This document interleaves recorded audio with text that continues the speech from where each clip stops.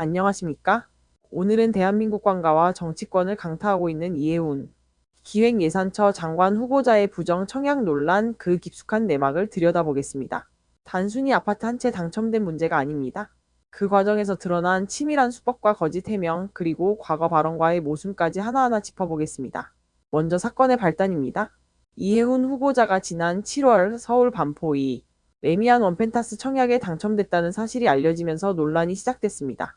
이 아파트는 당첨만 되면 수십억 원의 시세 차익이 보장되어 이른바 로또 청약으로 불리는 곳이죠.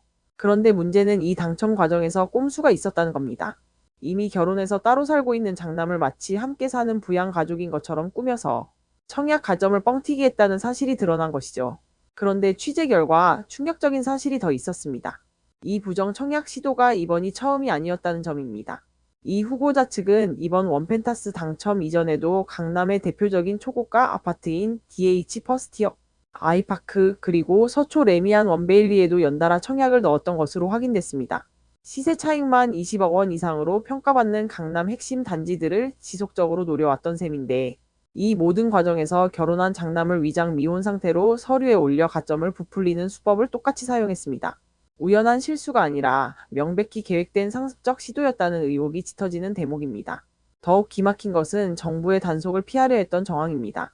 이 후보자의 장남은 청약에 당첨되고 무려 9개월이 지나서야 용산에 마련해둔 신혼집으로 전입신고를 했습니다. 그런데 이 전입신고 날짜가 아주 묘합니다. 바로 국토교통부가 수도권 주택 부정 청약에 대해 대대적인 실태조사를 발표한 바로 다음 날이었기 때문입니다. 이게 무엇을 의미할까요? 정부가 부정 청약을 잡겠다고 칼을 빼들자마자 부랴부랴 장남의 주소를 옮겨서 마치 원래부터 따로 살 준비를 하고 있었다거나, 혹은 적발을 피하기 위해 급하게 꼬리 자르기를 한 것이 아니냐는 합리적 의심이 가능합니다. 정부 조사가 끝나기 전까지는 어떻게든 같이 사는 것처럼 위장해 당첨 취소를 막으려 했다는 비판을 피하기 어려워 보입니다. 이에 대한 이 후보자의 해명은 국민들의 분노를 더욱 키우고 있습니다. 국회 답변서에는 남편이 공고를 보고 신청한 것이라며 책임을 돌렸고, 출근길 인터뷰에서는 당시 실업자였던 제가 정부의 수사 여부를 어떻게 알았겠느냐며 억울함을 호소했습니다. 한나라의 살림을 책임질 기획예산처 장관 후보자가 수십억 원이 오가는 가족의 자산 증식 과정을 전혀 몰랐다는 해명. 과연 얼마나 많은 국민이 납득할 수 있을까요? 이 상황이 더 뼈아픈 이유는 이 후보자의 과거 발언 때문입니다. 지난 2019년 국회의원 시절 이 후보자는 현금 부자들이 분양만 받으면 시세 차익으로 56억씩 대박 로또를 가져간다라며 로또 청약 제도를 강하게 비판했던 인물입니다. 그랬던 본인이 정작 뒤로는 위장 전입과 서류 조작을 통해 그 대박 로또를, 그것도 여러 차례 집요하게 노렸다는 사실은 전형적인 내로남불이라는 비판을 피할 수 없습니다. 상황이 이렇다 보니 국회의 반응은 냉담하다 못해 격앙되어 있습니다. 야당은 물론이고 청문위원장인 이미자 의원까지 나서서 청문회를 열 가치조차 없다며 강경한 입장을 보이고 있습니다.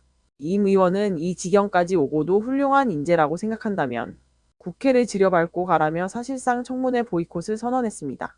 자료 제출조차 제대로 하지 않는 후보자를 검증하는 것 자체가 무의미하다는 겁니다. 부양가족 뻥튀기, 상습적인 강남 로또 청약 시도, 그리고 정부 조사 직후 이루어진 수상한 분과까지 이해훈 후보자를 둘러싼 의혹은 단순한 도덕성 논란을 넘어 실정법 위반 소지까지 번지고 있습니다. 과연 이 후보자가 이 거센 파고를 넘을 수 있을지, 아니면 결국 낙마의 길을 걷게 될지 귀추가 주목됩니다. 오늘 준비한 소식은 여기까지입니다.